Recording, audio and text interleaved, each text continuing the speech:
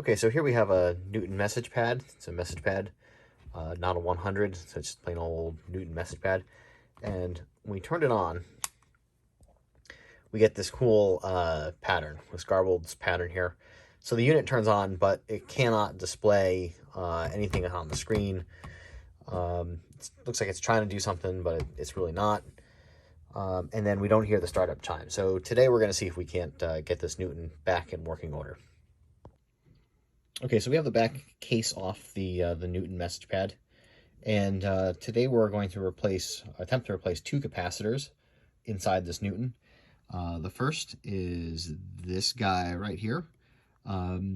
It's got a little plastic housing on it, so it looks like it is a different capacitor, but it really is a capacitor that looks similar. If I get it in focus, similar to this one. So we'll see what happens. We try to get this cap installed, and then also once we have this cap replaced, we're going to pull the board out, flip it over sandwich style, and there's a secondary capacitor that will replace to correct the screen. So the one on the that we can see right now is for the speaker, and then the one on the opposite side of the board is going to fix the display. So let's see if we can get that first one out and see if we can get some sound. All right. Okay, we're back with the Newton, and I've done a horrendous job of soldering that capacitor on there. There's a gigantic big bulb of solder on what appears to be the left leg here. But anyway, it's in. It's a firm connection, so let's see if we can turn it on and make it chime. Okay, so here's the Newton. We've got the new capacitor in here, so let's see if it makes a sound.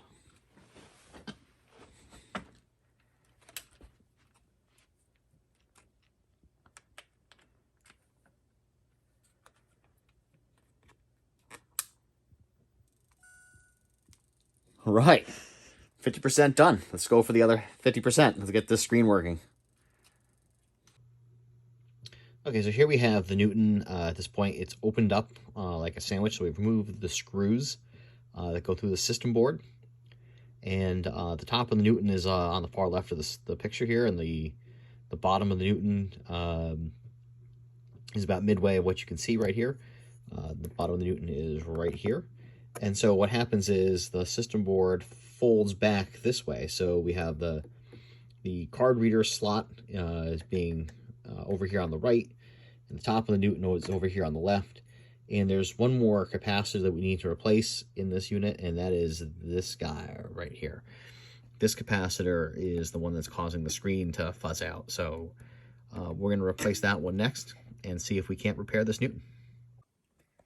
Okay, so I'm started working on this capacitor here that needs to be replaced, and you'll see it's a little bit hard to see here. Let's see if we can zoom in. But there's already, you see some electrolyte has sprayed out of this this capacitor. You can see there's some gunk there near the base of the capacitor, and that's what's causing the screen to not work properly.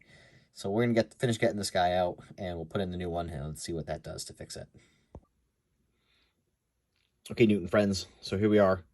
This is the MessagePad. It's reassembled. I've put the system board back in the way it's supposed to be, and I applied the screws to hold the digitizer in, and a screw over here to hold down the board so it can successfully operate the power switch. And so we'll plug it into power and see what happens. Okay, we're going to plug in power. Grab a stylus. Here we go.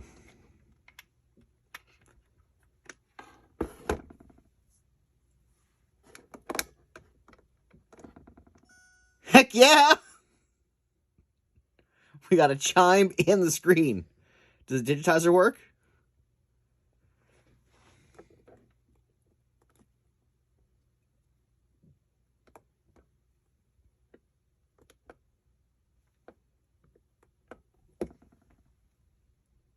That looks like the digitizer works. Let's bring up the accessories tray.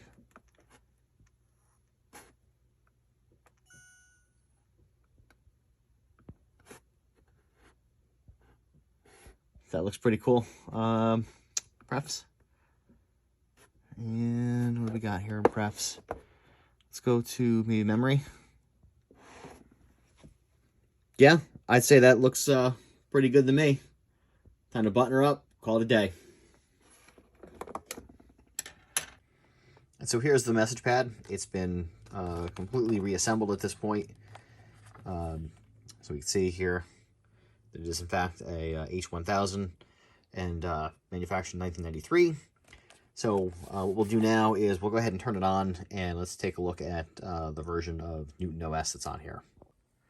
All right, so the Newton is up and running, and we'll go to Extras, and now we'll go to Prefs.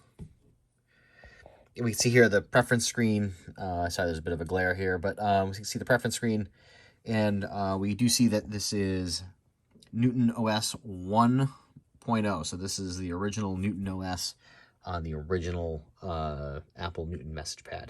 So that's pretty cool. Like I said, for a little bit of your time and a couple of inexpensive capacitors, we can get a Newton from 1993 back up and fully functional again. So that's pretty cool.